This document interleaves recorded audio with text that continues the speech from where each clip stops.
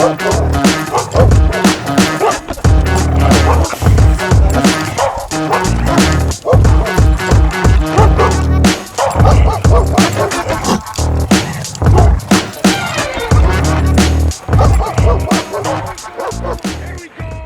right, this is the Texas Cornhole Show. My name's Jonathan Zarzinski. We've got Grant Upchurch, Baron Hodo, and a special guest, Jordan Stephenson. Jordan, how are you? Good. How are y'all? Welcome. Pretty good. I'm chugging an energy drink right now. So I'm trying to get that energy up. Yes. Let's go. High energy show. There you go. Yeah. Man, we got an agenda. And starting off, we're going to learn more about Jordan Stephenson. Grant, take it away. Well, Jordan is Mr. Baghdaddy. He has been around the cornhole scene for how long now? 2011-ish. So that's like genesis of TCL, am I wrong? No, yeah, that's somewhere along the lines I crossed paths with Chad about the same time that he decided he was going to start TCL. I had just started making boards. Okay, so you've been around for a while. You've seen a lot of things develop. Yeah, all of it, minus there was a 3-year period in the last 13 years that I kind of disappeared from cornhole. Yeah. But other than that, yeah. So what got you into cornhole?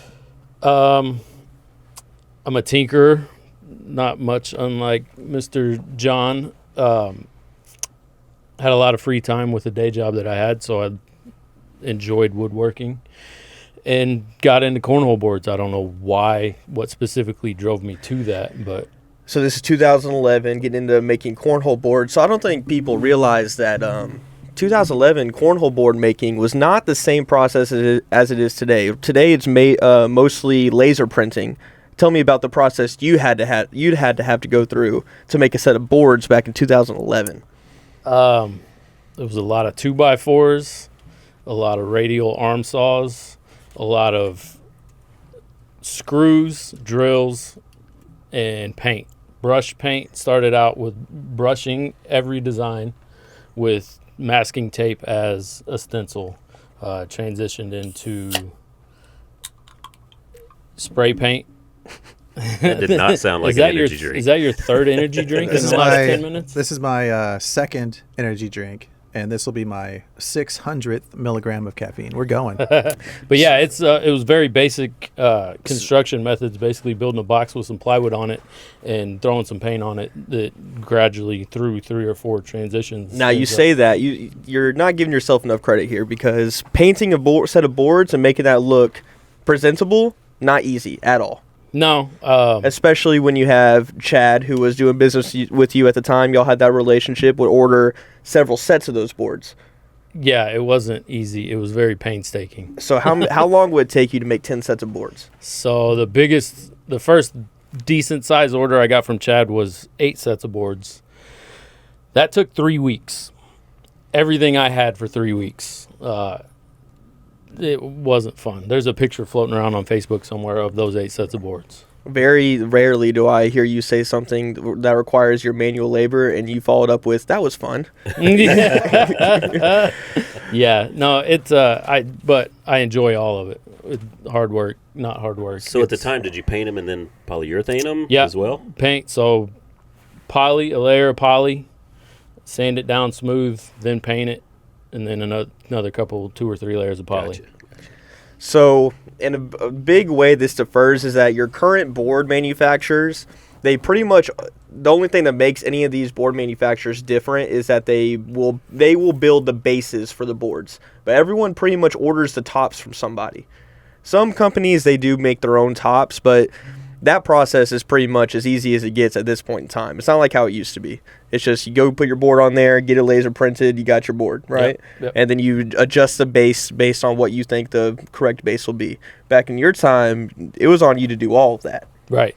Yeah, 100%. And that was part of the transition, right? There's a print shop here in town so the way it got, what led to me getting really busy with the boards was I got hooked up with Topgolf at some point in time. And they put an order in. They put 4 big orders in. Their first order was 110 sets at one time. And at that point in time, the biggest run that I did in one shot was right around 20 sets. and they had this fancy design, multiple holes in it. It wasn't just a regular cornhole board. And there was no way I could do it the way that I was doing it. So, of course, I didn't say no. I didn't turn the order down. I said yes, and then figured out how to make it happen. Well, I found a print shop that could print on plywood, so had them do all that work for me. And I did the frames, assembled everything together. That was 2013.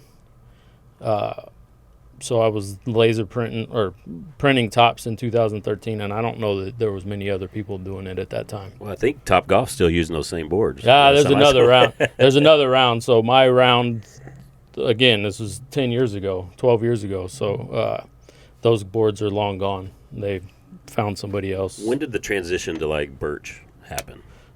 So I always used birch. So there's different levels of birch, right? There's your Home Depot quality birch, which is decent.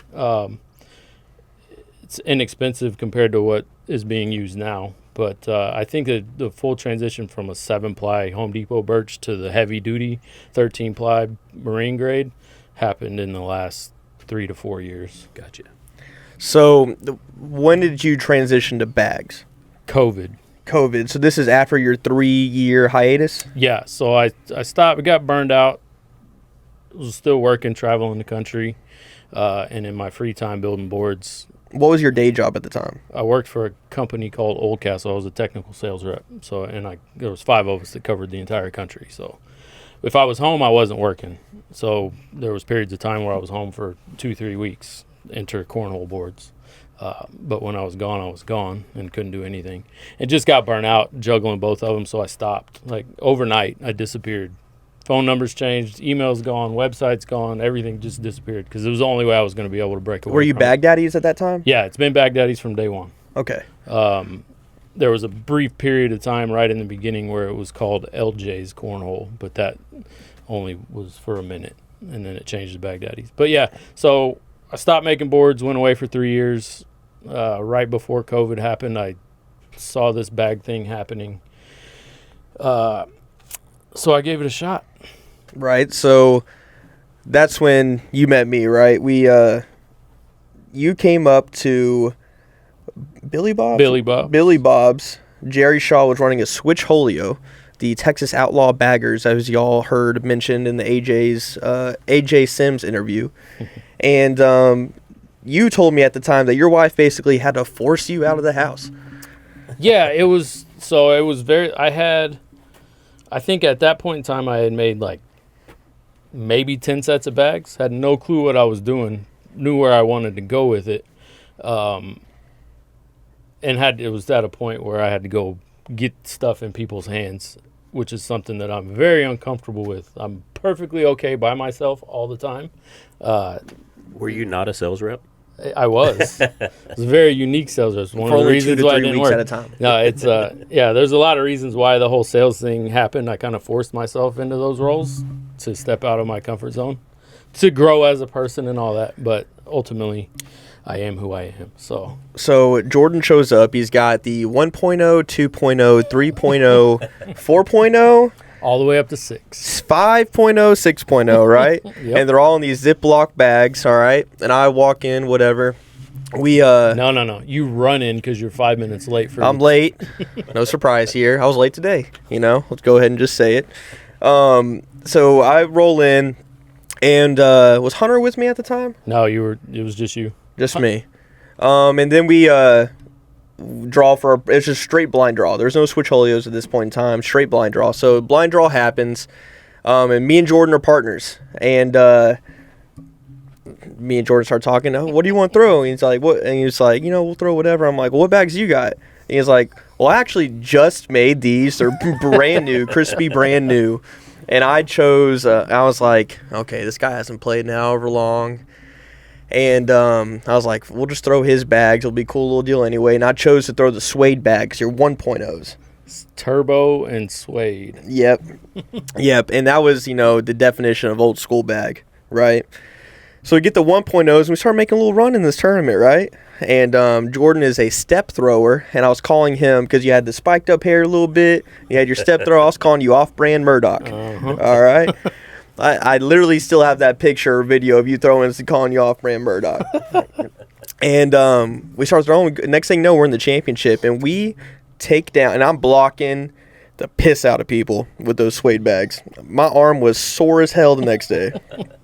And we play against Frank Stockton and Kenny, who were longtime partners in this point in time, and they were throwing Game Changers, the hottest bag on the market at the time. Boy, we beat their ass. So we take down the win with the 1.0 Baghdaddy 1.0s, and me and Jordan start talking, doing our thing, and he says, "Well, here, you can have all of them." I was like, "All right, cool." And he was, at the time, we talked about certain interests and you getting your bags into TCL and whatnot. And this is when I wasn't a pro at the time, right? I was just good. So that was in November. I don't know if you were or not, because I didn't know you at the time until that night. So the next thing I remember was you winning in Vegas. Right. So you give me your bags. I go up to the mule barn. I start showing Chad your bags, saying, "Hey, we gotta get these in TCL. And then Bobby Fink asked me to be his pro partner, and I go be a pro, and I start playing some stuff. And I was throwing Reynolds bags, either Pro X's or Pro Advantage. And the only difference being is the slick side of the Pro X's is the classic slick side we're used to now. Chad would call it Slickster. It's called Rave. And then the Pro Advantage was just Turbo, right? Not Reba. Okay. Very close. So we make our run or whatever. So now I do my thing in Vegas, moving on, and then we're talking about getting you were going to sponsor me my second year being a pro. Yeah. I was going to be Bagdaddys. We're going to throw Bagdaddys. I was excited as hell. Me and him worked on the crossover all summer long. We were just messing with bags, and Great bag, by the way. I think that crossover is a great bag. it's an original. That It's kind of ahead of its time, maybe? Yeah, definitely ahead of his time. Contraband ended up basically copying that bag. After Noah Wooten tried to say it was a shit bag, he ends up getting the contraband brand, copies that bag, and all of a sudden it's a good bag, That's right? Cornhole, Yeah. baby. You just got to Yeah. copy Yeah. and win. Yeah, that happens all over. Jimmy Humans loves that bag. He went to Zero Gravity because they had the same bag last season or 2 seasons ago. What happened to Zero Gravity? Do you know? They promised the world and didn't sell enough bags to give the world, so they had to go away. Were they making their own bags, or was it a white label resell situation? I don't know 100%, but my guess is that they were not making their own bags. That's my guess too. But yes, Jimmy had the nerve to, in the last off season, call and ask me or send me a message if I could give Jeff Reynolds the name of that carpet so he could make that bag because he was going to Reynolds. Yeah, why not? I was like, Jimmy, man, You didn't sell him? I can't. No, Well, you gotta. here's what I told. I still have I said, Jimmy, how about you hook me up with Jeff? I'll make the bags. I'll make you your crossover under the Reynolds white label name. Yeah. So let's get us hooked up. Yeah, that's a good idea. Yeah. I got in trouble for that too. I had some guys over to my house and I made some bags for them, and they asked me for the names of all the materials, and I'm like, I'm not going to tell you the names. All right, you're gonna. I'll tell you a key term: polypropylene. Go Google it. Yeah. And I probably shouldn't have even have said that, but I got in trouble for not telling people the name of every material I used. Yeah. Well, and at that time, I was like, Jimmy, Jeff can find out what that is. It's not a secret anymore. Yeah, and the crossover is legit, man. And is that still in the game? No, so It was called the Texas Ace in TCL. Right, Texas okay. Ace TCL, and then the Texas Ace Gen 2, which is the same bag, just slightly different fill. It's a hard bag to throw. I've told him forever. Like there's really only probably 10% of the people that play cornhole have any business throwing that bag because it's like You got to be more accurate. You just got to be more technically sound. Right. When you're throwing that bag. If you play golf, it's a Pro V1, right? That ball can do a lot of things if you know how to make it do it. Right. So you're going to sponsor me in ACL, and during this time I was all on board, man. I was Bagdaddys for life. I was all over it, right? So COVID hit, like we were just saying, and I got furloughed from my job, which I was doing maintenance on airplane parts, right? And then TCL comes out of the woodworks, and I kind of pushed on them too because I had a lot of interest in cornhole and the business side of things. And they gave me a job. It was awesome. Then TCL made a post about giving me this job, about my role with TCL. And then, of course, some chatter goes around, and I get a message from Trey Ryder. you can either choose to be a pro or you can choose to work for TCL, but you cannot do both. I chose to take the job. For one, it definitely makes more sense to being a pro, especially after me winning basically a pro shootout in Vegas, and first place paid out $350. And that's changed. That's changed. To give ACL some credit. It has changed. There's definitely I beat the number 1 ranked player in the world at the time, which was Damon Dennis. Damon Dennis. I even tried a Damon Dennis.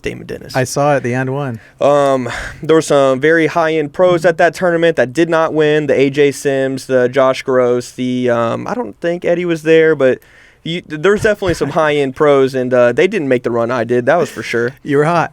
No, I wasn't even throwing that good. I beat all their asses. So feeling salty today.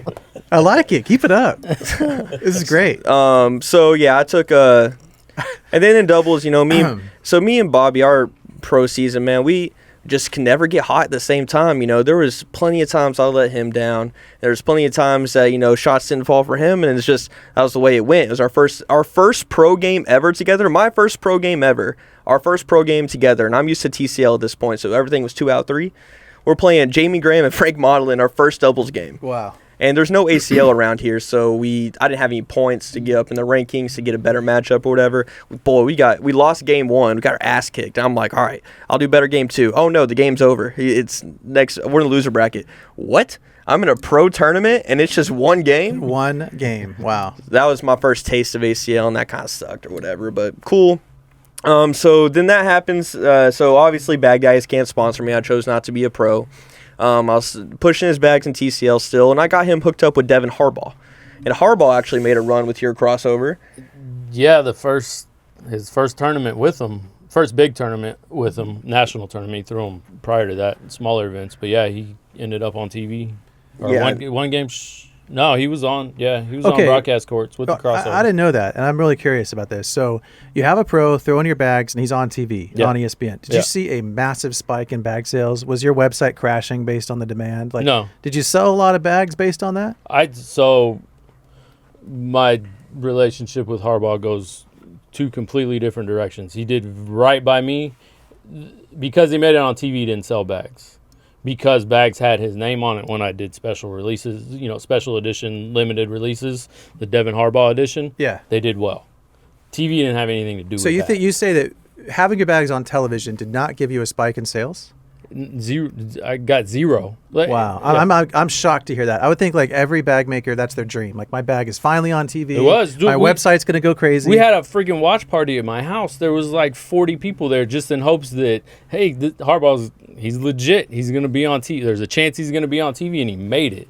Wow. So we got all these people watching around. And there's a side story to all that also. Fine. I had just got my new closing machine. Okay. The Dima closing machine. It had a bad program for the back stitch. A run of 200, 300 sets of crossovers got made, were the first bags made on that machine. And the back tack didn't go all the way, so they were coming undone? They were coming undone after about 4 throws. Oh, no.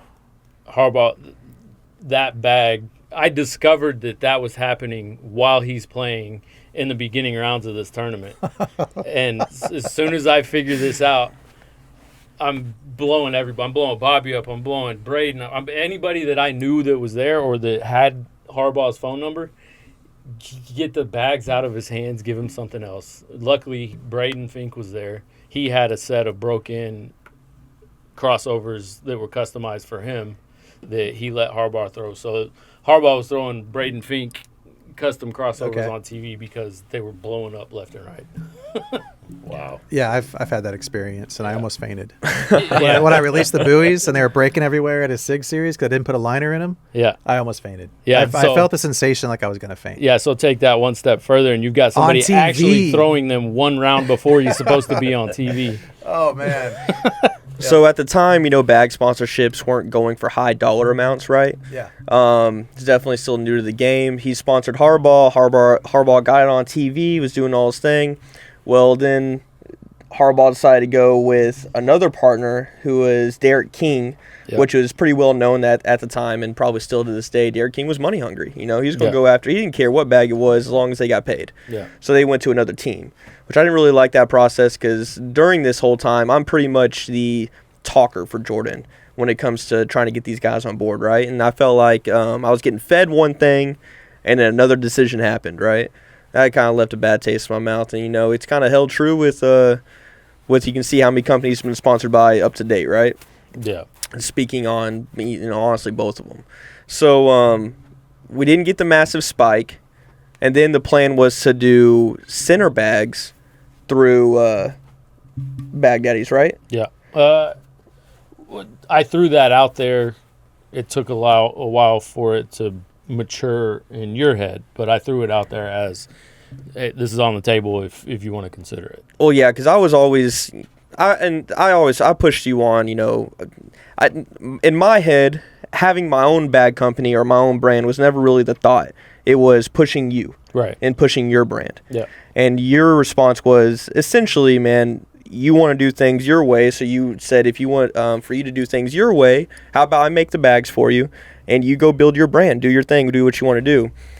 And it did take me quite a while because I wanted to do right by you and kind of represent your brand. Right. And correct me if I'm wrong on how these things are going, no, but I tried to go in the shop with you, make bags with you, try to learn the whole process. I was interested in it, and your constant thing was, man, you do not want to do this. Dude, you're right. I wish you'd have told me that like 2 years ago. Yeah.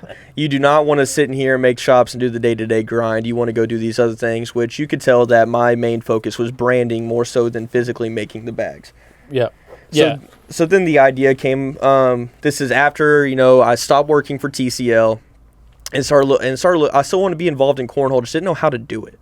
That's when I guess the finally make my own bag brand became a thing. So that's how kind of center cornhole came to light, and it wasn't. And just so everyone's clear, it wasn't just he was just making the bags and it was whatever he makes is kind of what I'm putting out there. It was I was choosing materials, I was choosing template, I was choosing fill, and I was picky as hell. And I'm still picky as hell. Yeah. I think you can say that. I think John can say that. Yeah. I think Baron can say that on things that have nothing to do with the bags. I'm picky as hell. I like things a certain way, and, it's a fault of mine to a degree because I got to understand that my way is not necessarily the best way. I can give you a specific credit on that. When we worked together on a herringbone bag, you did not like the silk liner, the one that I used in the buoy, right? So that forced me to chase down different liners. And I'm glad I did because now I think the liner that I'm using in the Bandit Queen is money, is like the best liner in the game. I think my bag's better because of it. But that's because you were like, this silk liner sucks. And you still to this day, you're like, I don't like the way it feels in my hand. But some people like it. Some people do like it. But yeah, you kind of pushed me in that direction. But just to kind of give my own anecdotal evidence, like you do get very involved in the process and you are picky. And you do, add a lot when it comes to bag design. I didn't know we were going to get into the center origin story. This is great. Like this episode really has turned into Jordan Stephenson and the center origin story. Because for those who don't know, the center cornhole brand is extremely popular in TCL, right? It's one of the top brands that you see at all of these tournaments. A lot of great players, right? Sammy Soto on the main stage wearing his center cornhole hat. I think I saw him in the his mom posted some pictures of him doing the interviews and pictures. He's got a center hat on, which is great. Media Day. Media Day, that's what it's called. Yeah. So I didn't mean to interject too much. No, you're good. Bring it back on track though. So you guys are working together, developing bags. What was the first center cornhole bag that y'all released? The Greed and Lust. Greed and Lust for the first two bags. TCL put in an order for 100 sets. They got launched. They kind of sat on the website. I went to Sig 1, and I was throwing center greeds, and at this time, I sponsored Sammy, I sponsored John White. They were my two favorite. Or, I wouldn't not. They're still the Austin McQuistians. They're still there's Luke Anderson. There's still definitely kids that I thought a lot of and wanted to see go far in this game because they kind of had the same dream I did in the beginning of being a pro and being on TV. And I just had a lot of respect for it, and I wanted to see those kids succeed. So those are the kids I kind of sponsored to start with, and John White was throwing. I think he was throwing greeds. He said just something was off about him. This is like middle of the rounders games. I think we're like 3 rounders in. I was like, well, here, you throw my bags, I'll throw these instead. And I was throwing my orange lust. Go on a great run. My hardest game of the tournament was against John White in the throwing my greeds. Get to the king seat. I whoop Monarca 21-0. We get to the championship. I whoop him 21-1. He's talked about how his back hurts. I said, well, your back should have hurt game one because you actually scored then. So we win it. Salty. Not salty, just truce. Grant's salty today. And next thing you know, the bag started taking off. I was kind of the way I played cornhole from the start. I like to talk. I like to get involved with my partner. I didn't really care about everybody else. It's just me and my partner. I'm playing cornhole and doing something I love to do. And it kind of gave me a sense of purpose almost throwing those bags. And next thing you know, the bags start taking off. I'm not making a ton of money off these bags by any means because at the end of the day, I was kind of a middleman. And but it gave me enough to, pay for my rent, live with my buddies, have a good time, and kind of just enjoy my young life, right? And I'm still forever grateful to Jordan for giving me that opportunity. And while this is all happening, Jordan's grinding on the Baghdaddy stuff, man, grinding on it. And he's had some bags come out. Honestly, the rounded corners, things like that, that's Jordan. That's what he put the thought and the effort and the time into that. Did you say Jordan was the first guy to do rounded corners? I'm not going to say he was the first guy to do it, but he was one of the first guys to really perfect it. Really? Yes. Yeah. So Reynolds did it to a degree. Reynolds had it, right? But I think the one difference is that Reynolds PA, the bag that everybody loves, or at least loved, it was the bag, right? Yeah. When in its time, it just got round. Like after they broke in, the way the seams broke in, they just turned into this round bag. And I think now, looking back, that's just because of that material. Okay. Because some of these, like the crossover, never did that. And I don't know what I mean, I pushed the roundness of the corners to the limits of what was allowable and maybe a little past that. Yeah. Just to see what would happen. But yeah, and I don't know.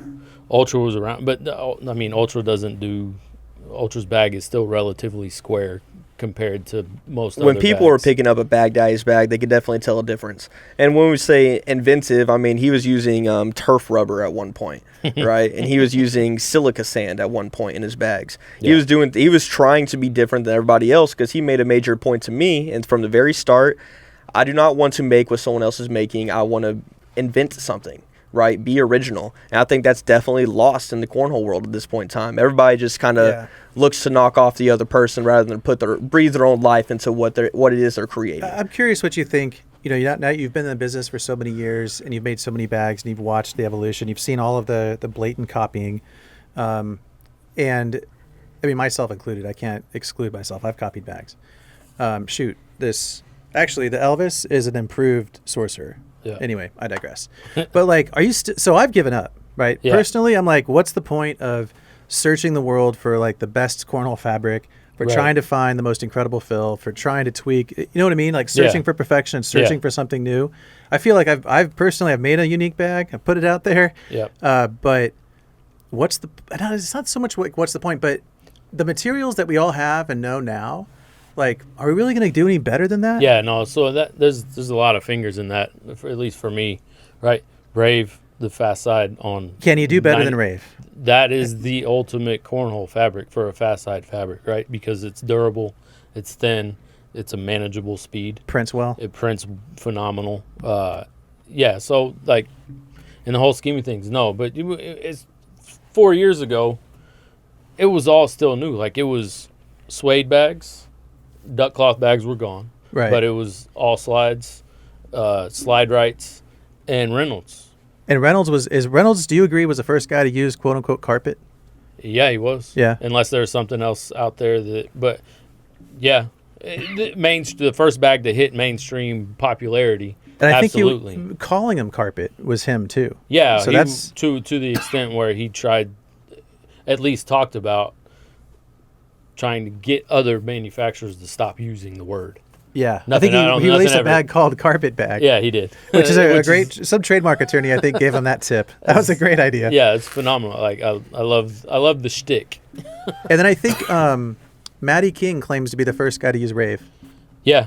And back at Razor as much bags. as I know, it was. right? Yeah. I don't know the timing of the Matty King, the Razor bag versus the Pro X with Reynolds, because that's Rave, and the All Slide, because that's Rave. Yep. That was before Game Changers. I don't know where those fall in line with each other, but he's pretty adamant about it. I'm going to go ahead and take his word for it. Yeah. He's been making bags for a long time. Well, there's a business side of it too, right? From an expense side, right? If you're looking at new innovation or new bag designs, there's an expense to that, right? That people don't realize. And there's not a ton of money. I think there's a misconception about the amount of money you can make making bags, right? Especially in TCL. Yeah. But I think, when you put that into play about the additional expense of trying to be innovative and come up with new designs, I think that's something to be considered as well. Yeah, it's the time. It takes so much time to try new bags. So you got to make them. You got to find them. You got to make them. You got to try different fills. You got to try different templates, and then you got to throw them. You got to break them in. I mean, the time it takes to find a new material that works is not worth it when you have so many other materials that work. Yeah. Right. And then from the player's perspective, I'm trying to think of a good example, but a lot of people put out great bags with new materials on it, but players don't try it because it's new. Right. Why try something new? Why, you've said it before, right? Why be the test subject? Why be with your wallet? Why spend the money on a bag that you don't know is good? Yeah. That's a new material. You might not like it, right? Yeah. So the crossover was that bag, right? It was new. Nobody was throwing. If they were throwing carpet, they were throwing PAs. But I found that, and I knew it wasn't the same, but I knew it was close from a play standpoint. I had to do it, and the timing of that was right, because I think people were ready for something new. Yeah.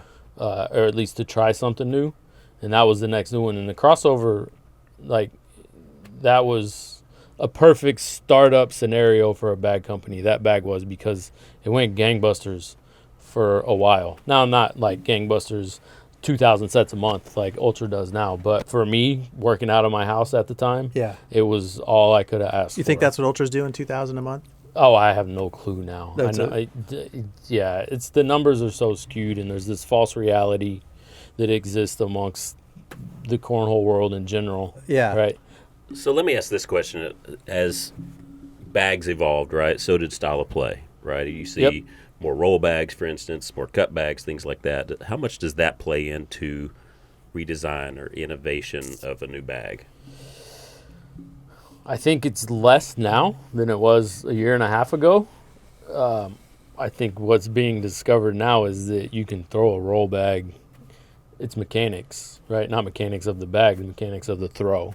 Because you watch people doing it with the fastest bag on the planet. Yeah, right? Sammy, when you see Sammy that, flopping the Envies is a great example. Yeah, and when you see that, you see that it's not really the bag, But now, that being said, the slower, I can throw a pseudo roll bag with something that's really slow because it's going to stick, but it's not really a roll bag. It's like a cartwheel, right?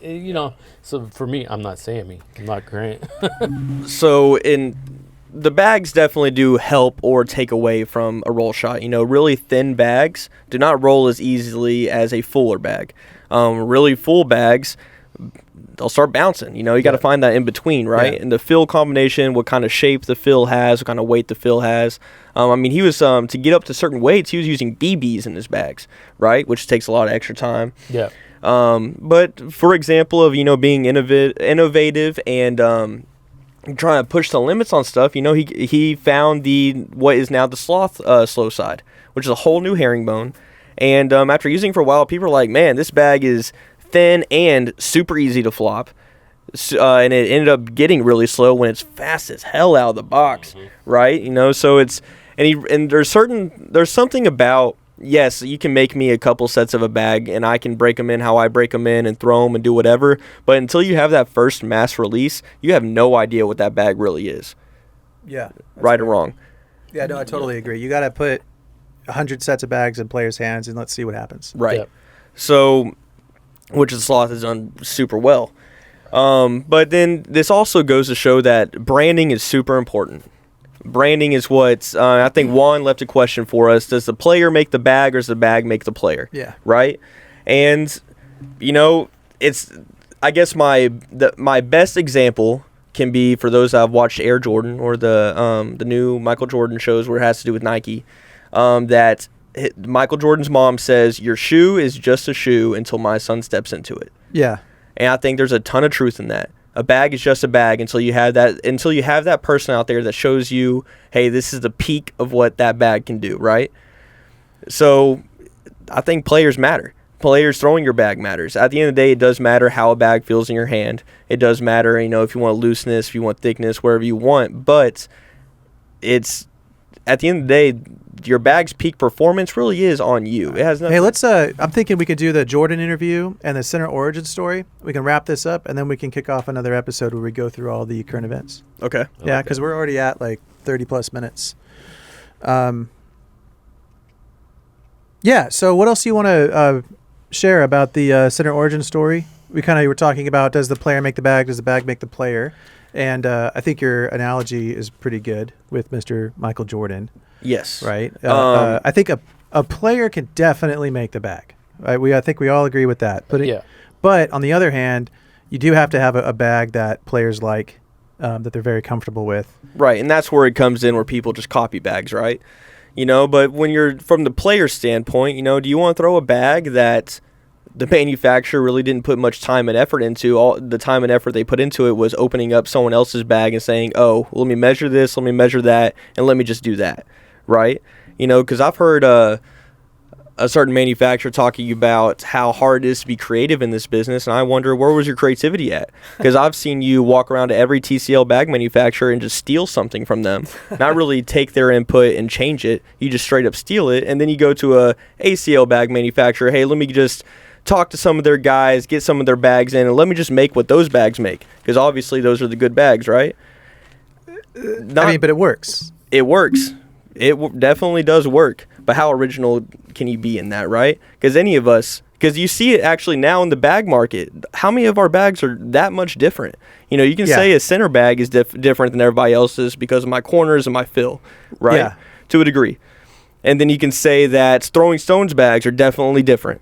I would say they're the most unique of all of the bags. Right. A Throwing Stones bag. I can close my eyes and tell you if it's a Throwing Stones bag. Easily. Yeah. Easily. And other guys, they just kind of say, this bag's popular. Maybe if I just come out with the same thing, or had to have the bag comparison or whatever. And from a player standpoint, man, it's what the bag is really not that important. What the bag speed really is not that important. It's, are you taking any set of bags you buy? Are you going outside and throwing them over and over again until you get used to that bag, until you're just comfortable with how it feels in your hand? It's while you're putting the effort into the bag, and that bag will kind of reflect your effort into it. It's not just about, man, this set of bags doesn't work for me, let me switch to something else. That's not how it works. Yeah. You kind of learn what you can do with that bag. You trust what you can do with that bag. So I kind of agree that bag manufacturers have reached a certain level, and everybody makes a pretty similar product. That's where I think we're at right now. In my opinion, the biggest fill in terms of cornhole became a commodity in the last year and a half. Yeah. A year and a half ago, 4 years ago, finding fill was a chore. 100%, like, it was random. Like, finding consistency in fill was not a thing. It didn't exist. So you get 2,000 pounds of this or 500 pounds of this, and you got to go get it when it's gone. Again, you can't find it, or two, you get what you think is the same is not the same. That one aspect for me, as far as I'm concerned, allowed the bag market to be what it allowed. You to go copy you and me to copy you, because now there's fill, for the most part, has become a commodity, because there's people buying it in train loads, which you have to do for that stuff. Yeah. Boxing it down and making it handleable for us. But even that stuff does change, Yeah, right? We've right. had a recent, you're familiar with the Yep. current situation, Yeah. right? But the change isn't that much relative to what it used to be even when I first started. The fills that I was getting my hands on were all totally different. Yeah. And I can't get some of the fill that I used to be able to get. My original buoys. Yeah. I can't find that stuff anymore. Yeah. So Or the cat fill. Remember the cat fill that was the real smooth egg shape? Where'd that go? Yeah. You can't find it. Yeah. I think she might have done a process. I think that I think you and I have conducted the same experiment. It it's the West Coast. You can only get it on the West Oh, Coast. is that what's going on? Yeah. Yeah. Well, but I think I agree. Now that Phil has become more of a commodity and anybody can get it, that really did level the playing field. Yep. And all these bags are the same. I mean, they're made by the same machines. They're using the same thread, the same materials, the same everything. Mm-hmm. So, yeah, I think you give me a player, I can make the perfect bag for him, right? Without question, right? It's just a matter of communication and building what they want and then them getting very comfortable with it, like you were saying. Right. So, Jordan, I've got a question for you. Yep. Since you're old school, 2011, right? From day one. Did you envision this trend in cornhole? I think I always saw it. I don't know how in depth I ever really thought about it, but I could see or I could feel it, right? I knew it was a thing. Or I knew it had potential to be a thing.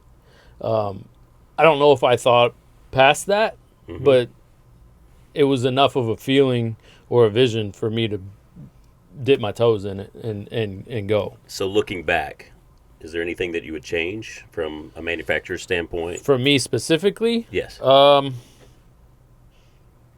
Yeah, Grant wouldn't have went to work for TCL that first time. I would change that. But no, honestly, I'm comfortable in all the decisions that I've made or haven't made, right? Because there's a lot. Well, going back to Grant working for TCL, you mean he should have stayed in ACL and continued to compete as a pro? For the sake of Bagdaddys, right? I think Grant absolutely made the right decision for Grant.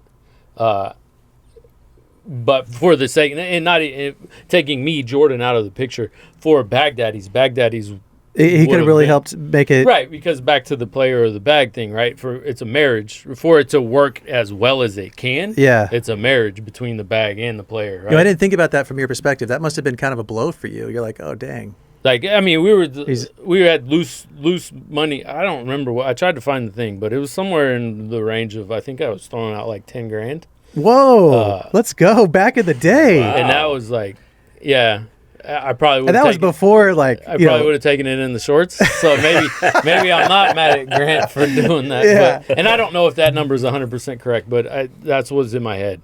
So, would Could be that wrong. approach change from a sponsorship, from a manufacturer sponsorship level? Would you approach it differently today, knowing where? In 2011 is completely different, right? With the amount of players that were involved and the return on your investment. Yeah. So I always approached it the way that was manageable for me. Mm-hmm. I'm a product guy first. My brand has always come second. The Bagdaddys brand has always come second. It has a lot to do with what I'm comfortable with doing and what I'm not comfortable with doing. My boots have. Y'all see, how was I at the last SIG? I wasn't at the last SIG. How many? I think I go to one SIG a year. There's a lot of reasons for that, but I'm just not there. Me personally, I'm not there. I'm not present. I'm not supporting my own brand outside of trying to make the best bag that I can make. So I need people to do that for me. And I just, I wouldn't change the way I did the sponsorship stuff, because the other part of that is, I know, right? You're going to jump in whole hog and do it like Ultra did or do it like BG did, right? There's no in between for me. It's either the way that I'm doing it now or the way that they're doing it. I don't want to live in the waters between those two. So if I'm going, I'm going. And I'm going to get the big shop, and I'm going to get the big equipment, and I'm going to pay all the players, and I'm going to do it that way and make the marketing effort. Or I'm not. I'm going to do it the way that I'm doing it now. And I'd made the decision to do it the way that I'm doing it now. So, yeah. Nice. So, to be clear, or not to be clear, but to throw this in there, I understand your point of view about me remaining as a pro and taking that path. But I also think with how Center Cornhole came to unfold, it also worked out for you too. Yeah. Like I said, me at my roots, I'm a product guy, and I've told you a number of times, I'm perfectly happy if I'm just making bags. That's where I want to be. Right? Yeah, I vibe with you on that so much. I do not like having to I just want to make bags. Yeah. That's it. I want to design them and make them. Yeah. And that comes, like, there's times that enter in your brain, like, why the am I doing this? All day today, most of yesterday. Right? Yeah. But I think that's natural, right? Worked a day job. There was worked a regular job. There was many more days that I had that conversation with myself about, why am I doing this? I don't want to do this, than there has been with Cornhole. Like, has ACL changed their policy? Because I know they're ACL pros. I mean, I don't know if this is true. I've heard Justin owns a percentage of Olympus Cornhole, right? He's an ACL pro, and I guess they're okay with that. Was it the fact that you were working with a league? Like, have they changed their policy? Do you know? I don't think ACL knows anything about Justin and his sponsorship deal, and I don't think any of us know the specifics exactly. There's something there. We just don't know how much. There's no physical proof, right? And that's not my place to exactly broadcast that either, as easy as that would be, right? Well, I just wonder if they've changed their policy. I don't think the policy's changed. They still have their hit list, but being in. So here's the deal. There are some pros that we've listened to recently, that we've been talking to recently, that like to claim that they were TCL guys or Texas Cornhole League guys, or believe that they were a part of it, when the fact of the matter is they were only a part of the money. And I made a decision about my loyalty and what I believed in. And at the end of the day, I believed in Chad Jacobson, and I believed in Jason Andrews, and I believed in Texas Cornhole League. It's how I fell in love in cornhole, and once I fall in love with something, I will remain there until I die. And that's kind of how I really feel about that. And I chose Texas Cornhole League instead of being a pro. Yeah, I mean, because to me, I accomplished my goal of being on ESPN and doing that, and got to the top and I just didn't care. I loved the feeling, but I wouldn't say I necessarily loved the moment. Compared to Texas Cornhole League, I love being around the people I'm around. I love communicating with those guys. I love just feel like I'm a part of something growing rather than just fighting for myself, you know? And So Texas Cornhole League, I mean, I chose them again, right? That's where, at the end of the day, that's where my loyalty lies, and I'm going to do whatever I can to improve the league. And that's what it means to be a Texas Cornhole League guy. You know, my first favorite player was Brandon Greger. Favorite player. He's still my favorite player. And I am from. He might be mine too, for what it's worth. I am from the Brandon Greger tree. And Brandon Greger decided that Texas Cornhole League is his home, and that's where he's going to remain. Doesn't matter because there's always been these rumors that ACL is going to tell the ACL pros they can no longer play in Texas Cornhole League. Yeah, that's what I'm curious about, because it happened to you like directly, and most people know the story by now that like watch our show or have watched you in any interviews, that they gave you this ultimatum, right? It's either ACL or TCL's ultimatum. But then we see like the top TCL guys are all ACL pros. Right. And you could even say that TCL subsidizes their pro cornhole career, right? TCL does, and TCL's product companies do. Their bag companies do. So there's a bit of a conflict there with your history, and then all of a sudden, wait, we have all these ACL pros that are heavily involved in TCL. It's just kind of like, where did they decide to draw the line? I guess they drew the line with, you cannot be an employee of TCL, right? But you can play in the league and you can be a part of their I never blamed ACL for their decision. You know, I was young, 22, 23, probably 22, and I understood. You know, it is what it is. I had to make my decision. It was my decision at the end of the day. But you know, I saw the year before that, Brandon Greger decide he wasn't going to be a pro. Instead of playing with his lifelong partner, which was Eddie Grindersleeve at the time. Which obviously you've seen the success Eddie's had. He decided, no, I want to keep on playing in TCL. That's what I want to do. So do you think that when Grant made his decision to stick with TCL instead of going with ACL, let's say he made a different decision, and like, let's push Bagdaddys as hard as we can, let's go all in. Would you think he'd be in a position like an Ultra Reynolds, Kill Shots, BG? It would have been... I would have to take it there, right? From a business standpoint. But you'd have I think you'd have the chance to. It was there. Yeah. Right? Like, at least the thought of that being a possibility was there. Whether it would have panned out that way or not, I don't know. But that was my. Yeah, that was going into my first licensed ACL season. Because looking at the Kill Shot story, right? Yeah. They were nothing. I mean, I say nothing, but they're a small bag maker. Oh, they happened overnight. And then they had some guys on TV, and they went all in. Yeah. What is it, Austin Raynard? Yeah. Went all in. The dude spent all the money buying all the equipment, Yeah. started cranking out bags, and had players that were kicking ass with his bags, and boom. Yeah. Next thing I know, he's buying a Tesla on Facebook. Yeah, and apartment complexes and all kinds of stuff. But yeah, he happened overnight. A lot of people forget. That's right when I first started making bags, when he was going through that. So I really didn't know what I was looking at. And BG went through that transition where those Rich and what's the other guy? Yeah. They bought BG, and then boom, they became really successful around that same time. I have a firm stance. There's not a successful. Reynolds is the only one there's not another bag manufacturer out there of the top 5 or 6 that didn't just completely shit the bed from a business standpoint before they became successful. Ultra? How did Ultra shit the bed? They're long lead times. Whole thing, right? I also think that kind of helped build the brand of Ultra. And it's actually people kind of copy and pasted that template almost of, let's just sit here and act like our bags are hard to get, let these resale values go up, which is kind of portrays the idea of availability and how bad someone wants the bags, right? Supply and demand, right? Supply and demand. And You think that was artificially created? 100%. 100%. Huh. With kill shots, I was accused of that. With kill shots, it wasn't. I firmly believe with kill shots, it wasn't. What about cat bags? I think it happened. That was artificial AF. Can't even talk about that. Come on. There's nothing right about any of that.